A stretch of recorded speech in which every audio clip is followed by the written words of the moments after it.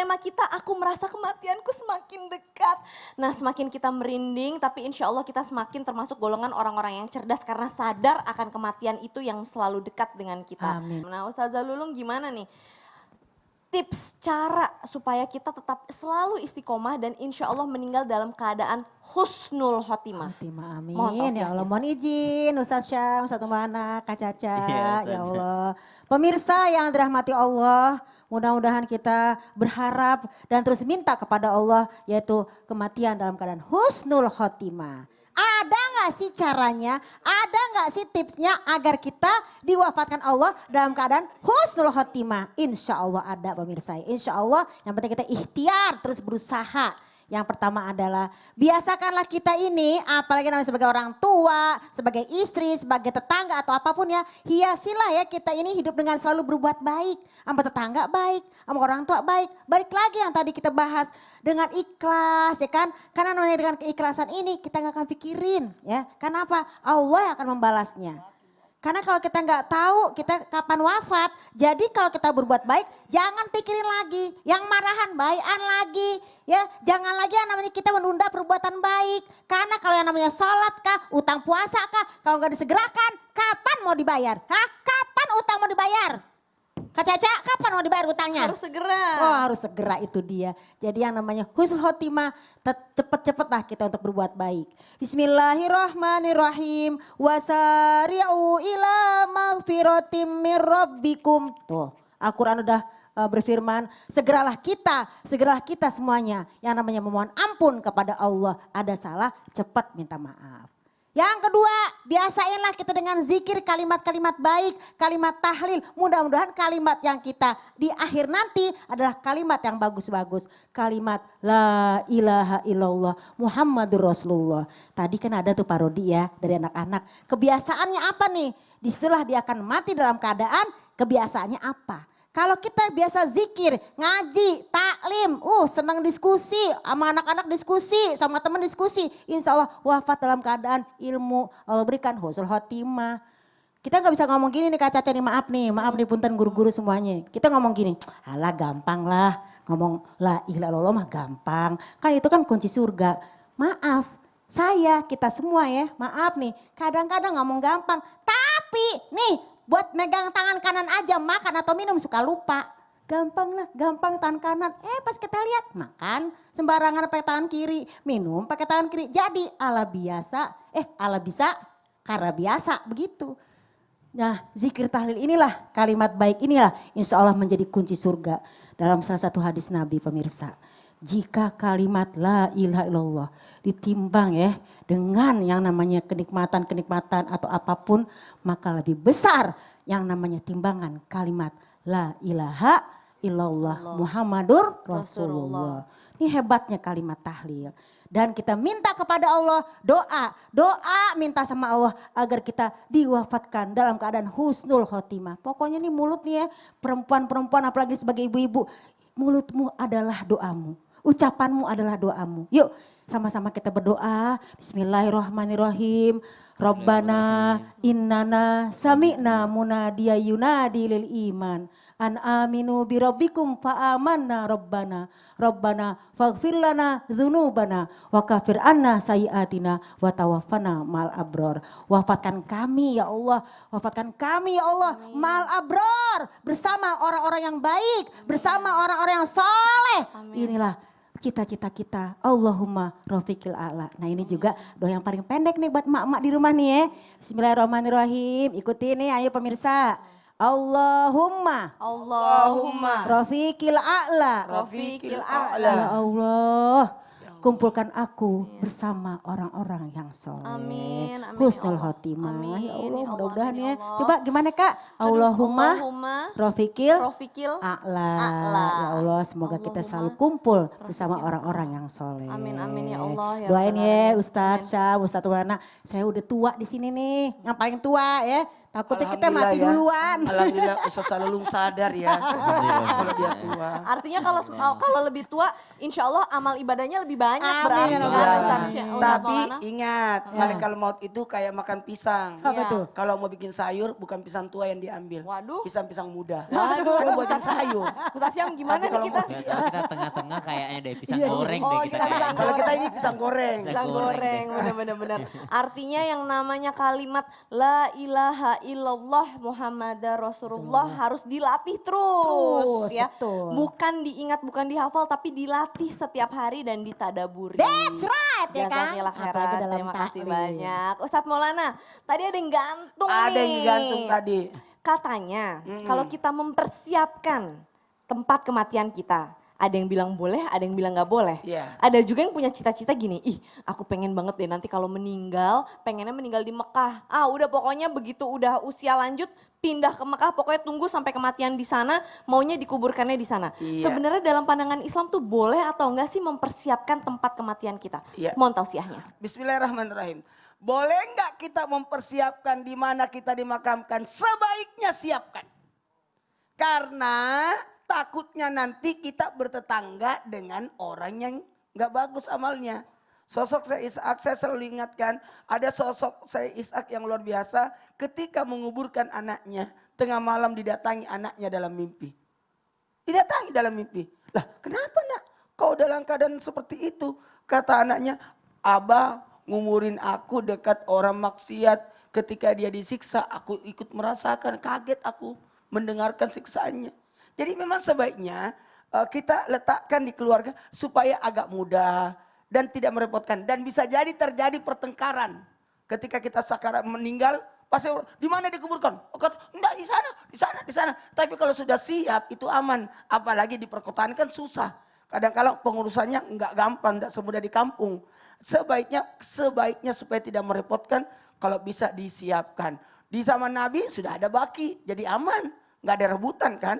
Nah, sehingga pada waktu Nabi wafat orang enggak tahu di mana Nabi mau dikuburkan. Maka di mana Nabi wafat, sakarat di situ juga dikuburkan. Jadi Nabi dimakamkan di mana Nabi wafat. Jadi di situ tempatnya. Gimana dengan kita? Boleh nggak mempersiapkan? Apalagi tadi ada ungkapan dari Caca, luar biasa pertanyaannya. Ustaz, gimana kalau kita mempersiapkan di tanah haram? Bisa, bagus. Justru alhamdulillah ini luar biasa. Ada satu kisah Nabi Sulaiman alaihissalam melihat ada sosok umatnya yang datang mengadu supaya bisa diselamatkan, dibawa ke negeri jauh karena dia selalu diikuti malaikat maut. Apa yang terjadi? Ternyata dia harus dicabut di tempat sana. Nah, karena sebelum roh itu ditiupkan di perut sosok seorang anak, itu diambilkan tanah di mana nanti akan dimakamkan. Iya, kita tidak tahu di mana tanah pemakaman kita. Makanya kalau saya budaya Makassar, kalau aku mau dimakamkan di Makassar, aku potong kukunya, potong rambutnya di Makassar. Supaya saya bisa dikuburkan di Makassar. Itu biasanya, aduh gimana ya, saya potong kuku di Makassar aja, potong rambut. Jadi susah. Berarti besok potong rambutnya di Mekah aja ya potong kuku ya? Ya, Biar makanya kita di sana. ada orang gini. Kenapa? Makanya labbaik Allahumma labbaik, labbaik la syarika laka labbaik. Ada 4 labbaik. Kenapa kata aku datang, aku datang, aku datang, aku datang. Aku datang untuk memenuhi panggilanmu, aku datang untuk taat. Aku datang yang kedua untuk menjauhi laranganmu. Yang ketiga aku datang untuk apa? Untuk membantu sesama. Jadi kalau orang ke tanah suci begitu posisinya. Dan yang keempat aku datang agar aku wafat di sana. Masya Allah. Jadi ketika kita menjawab labbaik Allahumma labbaik, labbaik la syarika laka labbaik, sesungguhnya kita sudah minta kebaikan untuk di sana. Karena tempat yang luar biasa tidak disiksa itu salah satunya ketika kita dimakamkan di tanah haram. Jadi haramlah kulitnya disentuh api neraka. Tapi bagaimana dengan orang-orang jahat? Ya disebutkan dalam satu ulama bahwa sebenarnya mereka itu yang dikeluarkan dari tanah haram. Nah, jadi beruntunglah orang-orang yang bisa wafat dikuburkan di tanah haram. Apalagi di Baki, di Ma'la, itu enggak gampang itu. Enggak gampang. Kalau di Mekah Ma'la, kalau di Madinah Baki. Ya itu luar biasa. Makanya mempersiapkan diri bagus. Supaya nanti tidak merepotkan keluarga. Tidak menyusahkan. Tapi ternyata saya sudah mempersiapkan kuburan saya. Bersama istri, bersama keluarga saya. Tapi apa yang terjadi? Ternyata ketika istri saya meninggal. Dibisikkan oleh mertua saya. Sebaiknya jangan di kuburan yang kau sudah siapkan. Maksudnya? Bukan, sudah saya siapkan. Kuburkan aja dekat ibu saya. Jadi istri saya dikuburkan di samping ibu saya.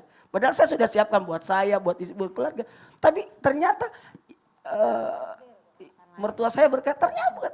Takdir Itu berarti. namanya takdirnya. Kita sudah siapin, walaupun engkau sudah siapkan, kalau memang sudah situlah. Jamaah. Yeay. Oh jamaah. Yeay. Makanya mohon izin siapkan. Dan innamal a'malu bil khawatim. Sungguh amal itu dilihat dari terakhirnya. Makanya tadi sudah dijelaskan Ustaz Lulung bahwa apa yang kau lakukan terakhir itu yang menyebabkan penyebabmu. Makanya Nabi Musa berkata begini. Janganlah engkau berada di tempat maksiat. Kenapa? Jangan sampai nanti engkau dimati, dicabut nyawa pada saat engkau sedang berbuat maksiat. Nauzubillahimindzalik. Aduh. Artinya memang ada khilaf ulama Nggak ya. Ada apa-apa. yang boleh mempersiapkan, ada yang bilang Iya. jangan. Tapi Kalau dulu baiknya memang tidak mungkin makruh karena sudah tahu tempatnya. Tapi ini kan sekarang zaman sekarang tidak bisa karena Iya. kalau kita setengah mati nanti keluarga. Betul. Jatuhnya utang, repotin dan sebagainya. iya. Saya baru nyiapin kain kafan doang tuh Kak Caca. Masya Allah, tempatnya belum Ustazah? Tempatnya belum baru kain Oh, kafannya. kalau Ustaz, saya- Ustaz, bener gak sih kalau kain kafan itu boleh dari apa tuh namanya? Iya. Apa sih kain ihram ya? Iya, Ihram, Pak. iya. Kayak ihram yang dipakai. Karena kalau perlu makanya setelah umroh atau haji kita cuci pakai air zam-zam, kemudian nanti kita Simpan. keringkan baru simpan. Jadi dia sudah Buat nanti dicuci, wafat. sudah dibilas pakai air zam-zam. Dan kalau cucu Nabi kan menghatamkan Quran di kuburannya kan. Masya Allah. Ulama-ulama itu ngaji di atas kuburannya dan kelak nanti akan masukkan. Masya Allah, ya. Jadi memang ternyata kebaikannya itu lebih banyak kalau kita mempersiapkan. Lebih bagus. Karena kita mempermudah keluarga Mempermudah. juga. Terus habis itu kita meminimalisir ya itu tadi Iya. selek-selek antara enggak di sini aja, di situ aja gitu Pasti kan. betul. Ada begitu-begitunya dan kalau di kota-kota besar lahan kan udah penuh gitu. Jadi kita udah tahu nih kira-kira oh berarti apa yang harus dilakukan gitu. Baik jazakallah khair. Terima kasih banyak Ustadz Maulana. Masya Allah tabarakallah. Ustadz Syam. Nah Ya. berbicara tentang kematian. Bener gak sih Ustadz Syam katanya kalau orang yang mau meninggal maaf banget ya. Ini sakit kritis dulu gitu ya. Katanya diperlihatkan seluruh amal ibadahnya itu benar atau enggak sih? Dan yang diperlihatkan itu apakah hanya amal ibadah yang baik atau amal ibadah yang buruk pun juga diperlihatkan? Mohon tausiahnya. Baik, bismillahirrahmanirrahim. Tabe guru Ustadz Maulana, Ustaz Lulung, Kak Caca dan seluruh guru-guru kami yang sedang menyaksikan Islam itu indah, para alim ulama. Kalau ditanyakan apakah diperlihatkan, tentu orang yang sakit sebelum meninggal dunia itu adalah suatu anugerah dari Allah Subhanahu wa taala. Kenapa? Karena termasuk juga di antara pembersih dosa. Jadi orang-orang yang termasuk syahid itu kan orang yang sakit perut gitu kan, orang yang termasuk terhitung syahid akhirat gitu, syahid ukhrawi. Maka jangan menganggap remeh bahwa oh ini kena sakit, ini diazab nih. Oh justru dia sedang diberikan kesempatan oleh Allah Subhanahu wa taala, sedang disembuhkan oleh Allah Subhanahu wa taala. Tapi tanpa meremehkan orang yang mati mendadak. Karena siapa tahu dia mati mendadaknya, ada beberapa video kita lihat dia sedang sujud meninggal dunia, ada orang yang sedang khutbah meninggal dunia, ada orang yang sedang baca Quran meninggal dunia. Kita tidak pernah tahu, insya Allah mudah-mudahan di akhirnya adalah diakhiri dengan kebaikan. Husnul khotimah kalau istilah bahasa Arabnya. Kemudian pertanyaannya adalah orang-orang yang diperlihatkan, benarkah diperlihatkan? Ada suatu riwayat menceritakan bahwa Rasulullah Shallallahu Alaihi Wasallam pernah berbalik. Jadi kebiasaan Rasulullah sebelum sholat berjamaah itu ngabsen ya. Ketika Rasulullah berbalik, di absen satu-satu teman-temannya, sahabat-sahabatnya. Si ini udah datang, si ini sudah datang. Maka kata Rasulullah, Aina Sya'ban? Mana Sya'ban? Kayak Sya'ban tuh gak pernah telat gitu. Sya'ban itu selalu datang dia ngaji, udah nungguin waktu sholat. Bahkan waktu sholat belum masuk dia udah di masjid ngaji gitu. Mana Sya'ban? Tumben hari ini telat. Maka kata sahabat, mungkin telat ya Rasulullah, ya udah qomat gitu. Sebelum Rasulullah memimpin jadi sholat, Rasulullah menghadap ke belakang lagi. Aina Sya'ban? Di mana Sya'ban? Maka kata sahabat, kayaknya telat ya Rasulullah. Kata Rasulullah, tumben nih telat nih. Ayo dah kita sholat lah, mungkin masbuk gitu. Setelah sholat Rasulullah SAW berbalik lagi. Udah datang Sya'ban, maka kata sahabat, tidak ada ya Rasulullah. Kata Rasulullah SAW, Sya'ban itu tidak pernah meninggalkan sholat berjamaah. Sepertinya dia sedang sakit. Ada yang tahu rumahnya Sya'ban di mana? Maka kata sahabat, tidak ada yang angkat tangan. Tidak ada yang tahu rumahnya Sya'ban di mana. Kecuali sahabat yang ada di belakang, yang jauh di belakang, yang telat datangnya. Maka kata orang ini, saya tahu ya Rasulullah, saya tahu rumahnya, saya tetanggaan dengan Sya'ban. Maka mereka berjalan, habis sholat subuh berjalan, sampai ke rumah Sya'ban udah dekat dengan waktu duha. Saking jauhnya rumahnya Sya'ban dari masjid. Dan ingat Rasulullah katakan tadi, tidak pernah Sya'ban itu terlambat untuk datang sholat di masjid. Maka sesampainya di rumahnya Rasulullah mengetuk pintu, Assalamualaikum, ternyata yang menjawab adalah seorang wanita. Benarkah ini rumahnya Sya'ban? Benar. Siapa? Saya Rasulullah bersama dengan sahabat-sahabat. Saya ingin bertemu dengan Sya'ban. Apakah Sya'ban sedang terbaring? Maka kata istrinya, betul ya Rasulullah, Sya'ban sedang terbaring. Apakah dia sakit? Tidak, dia tidak terbaring sakit, tapi terbaring sudah meninggal dunia. Lihat bagaimana Sya'ban nanti mati baru tidak ke masjid. Ada orang nanti mati baru masuk masjid. Nanti sudah jadi jenazah baru masuk ke dalam masjid. Maka Rasulullah SAW bersama dengan para sahabat melihat dengan mata kepalanya Sya'ban sudah meninggal dunia. Maka kata sahabat, beruntungnya Sya'ban meninggal dunia dalam keadaan husnul khotimah. Istrinya terheran, kata istrinya, ya Rasulullah, itu yang mau saya tanyakan. Suami saya ini saya tahu baik, rajin sholatnya, tapi ketika mau meninggal dunia kok kayak nyesel banget gitu.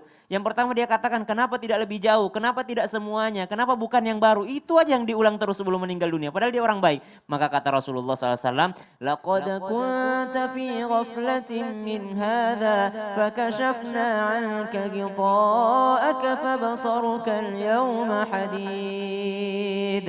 Sungguh dalam Al-Quran disebutkan, orang yang mau meninggal dunia, fakashafna anka ghita'ak, dibukakan tabirnya, kelihatan semuanya. Maka kata Sya'ban, kenapa enggak lebih jauh? Karena dia nyesel, rumahnya hanya sejauh berjalan 3 jam. Seandainya dia tahu pahala berjalan ke masjid, dia minta sama Allah, ya Allah, seandainya saya tahu begini pahalanya, saya minta rumahku lebih jauh daripada ini. Dia bilang, kenapa bukan yang baru? Karena dia pernah bersedekah dengan bukan sesuatu yang baru. Kenapa enggak semuanya? Karena dia pernah bersedekah sepotong roti. Seandainya dia tahu pahala bersedekah itu, dia kasih semuanya, enggak sepotong, kata Sya'ban, sebelum meninggal dunia. Jadi jangan dikatakan orang yang berdosa yang diperlihatkan dosanya. Orang yang baik pun menyesal ketika meninggal dunia, kenapa enggak lebih baik lagi daripada itu? Karena ngerasa kurang. Ngerasa kurang Ibadahnya. Aduh, jadi artinya penyesalan itu nggak hanya tentang kejahatan, tapi kebaikan pun, aduh kenapa nggak kita melakukan kebaikan jauh lebih banyak lagi. Masya Allah, semoga itu pengingat buat kita semua yang masih hidup untuk lebih banyak lagi melakukan ibadah selama kita masih diberikan kemudahan oleh Allah Subhanahu Wa Taala.